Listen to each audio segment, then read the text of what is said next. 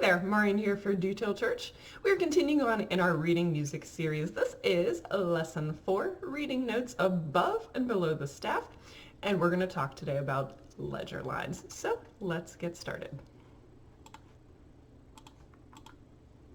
So this picture might be a little confusing if you're not familiar with the letter names of notes on the piano.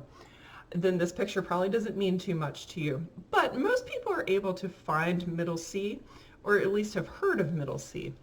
What this picture really is showing you that middle C is the exact same pitch in both treble and bass clef, and it looks almost identical.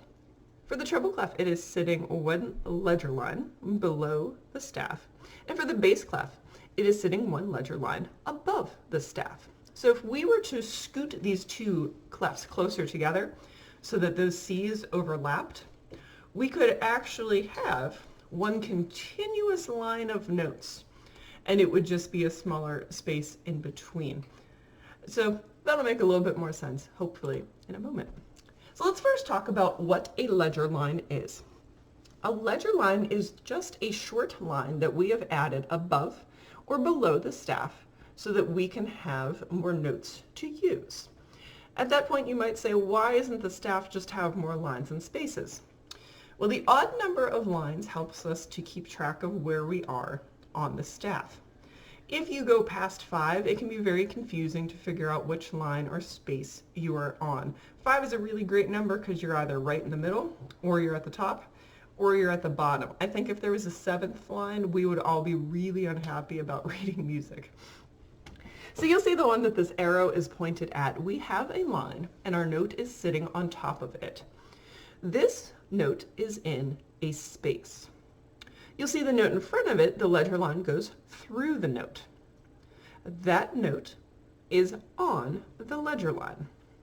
The note in front of that is sitting right on top of the last line of the staff. That one is in your first imaginary space, is what I normally call it in my lessons.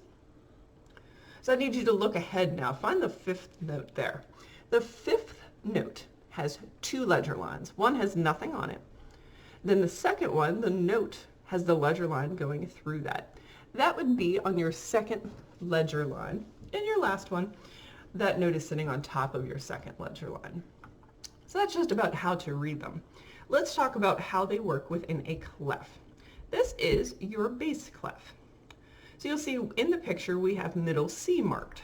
So it points at a piano key, and that piano key is sitting above a note.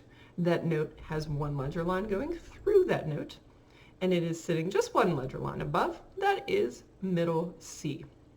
The D, E, F, and G that follow are actually on the opposite end of the piano, what we would probably consider to be in treble clef territory.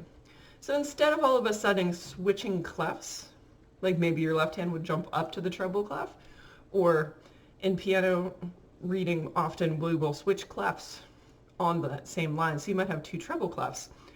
This saves you from the confusion of switching in your mind which clef you are reading.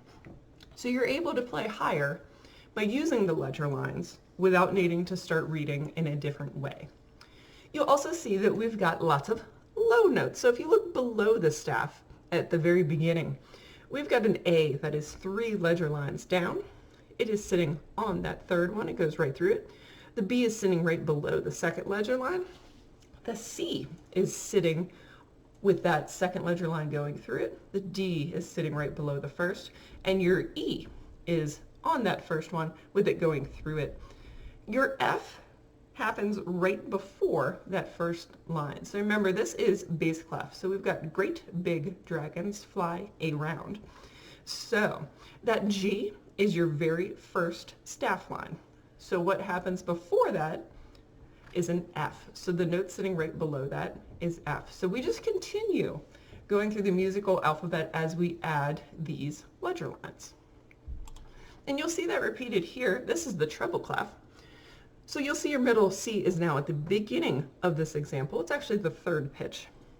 We've got one ledger line going through the note sitting below the treble clef staff. As remember I mentioned earlier, it looks almost identical to the one for the bass clef, just this one is below the treble clef staff, where the other one is above the bass clef staff. So again, we have a few notes that dip down below middle C here. Again, that is so that you can play still in treble clef. You can play these lower pitches without all of a sudden needing to either jump to the bass clef line or all of a sudden switch to reading bass clef. And trust me, you really just don't want to switch clefs. It is no fun. You'll see that we're going to go on the opposite end pretty high. The very last note in this example is 4 ledger lines in the air.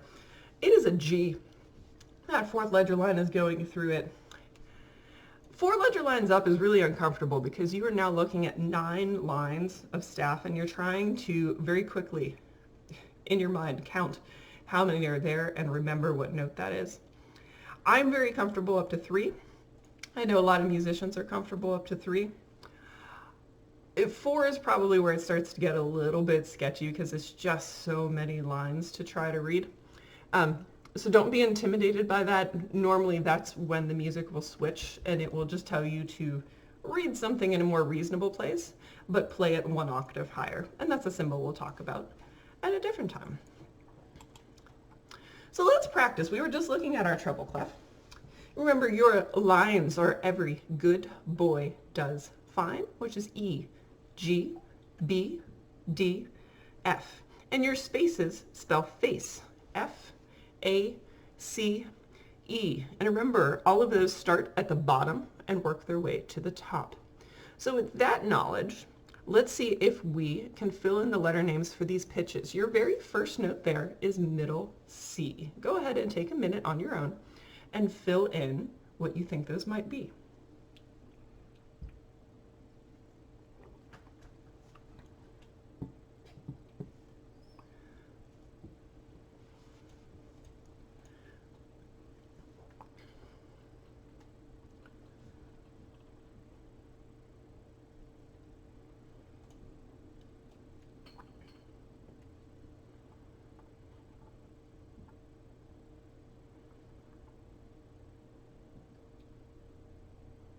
All right, let's see how you did. That first note was C. Remember, the top line of the treble clef staff is F, so what comes after F would be G. If you got the G, hopefully you got the next one. That is on the next ledger line up. And after G, we circle back around and start over at A. Knowing that the first note was C, if you remember to go backwards in your musical alphabet, this next note is B. Sitting right below the first line of the staff, the line is E, so this note sits before that, which is D. Your next one with a blurry ledger line underneath it is 2 ledger lines in the air. That is a C. And after that, we've got that same blurry ledger line with a note sitting on top of it. That is B. And your very last note, 2 ledger lines below the staff. If you got the C and you got the B, hopefully you got the A. So let's do the same thing with the bass clef. Remember, your lines are great big dragons fly around. G, B, D, F, A. Remember, those start at the bottom and work their way to the top. For your spaces, all cows eat grass. A, C, E, G.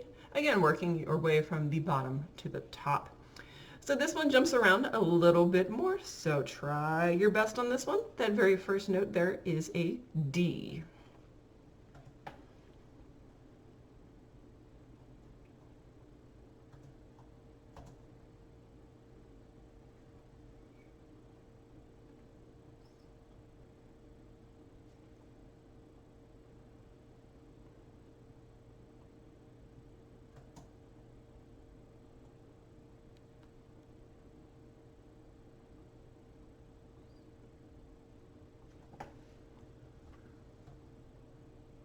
All right, let's see how you did. So again, that first note was D. Your next one, 2 ledger lines below the bass clef staff, is a C. If you remember that the very first line is G, your next note sitting right below that comes before it, making that an F. Your 4th note there is sitting right above the top line. The top line was A for around. So after A would come B. If you got the F, hopefully you got this one. It comes before that because we're working backwards in the alphabet. That is an E. The next one, if you remembered the first pitch was D, this is sitting the ledger line right above that, so coming after D is E. If you got the E right after that, sitting above that ledger line is F. So if you got the E from earlier, hopefully you got this one. This is D. The next one is middle C itself, and the very last pitch way down there is B. So ledger lines come into play when you start reading more advanced stuff. Middle C will come into play first normally, so people get familiar with C and D on the bottom of the treble clef staff, and normally C and B if you're reading the bass clef staff. Going above it higher, we tend to add on gradually. I've been teaching piano for over 10 years at this point, and I know that when I teach, we don't just throw a bunch of ledger lines at you and go, hey, go. We normally teach it to you in a more gradual fashion, so you get used to reading the A, which is one ledger line above, before you add the next ledger line, which is a C. So if you found today's lesson to be confusing, do note if you choose to start to learn something, this isn't going to fly at you all of a sudden and expect you to understand it. This is something that once you're better at reading on the regular staff, we'll add these on so that you can expand your skills. It's not something that you would do right away. Well, thank you for joining me today for lesson 4. Hopefully that helped explain some questions that you might have had in a previous lesson about why those pitches weren't quite on the staff. I thank you for joining me, and I hope you join me next time. Have a great rest of your day.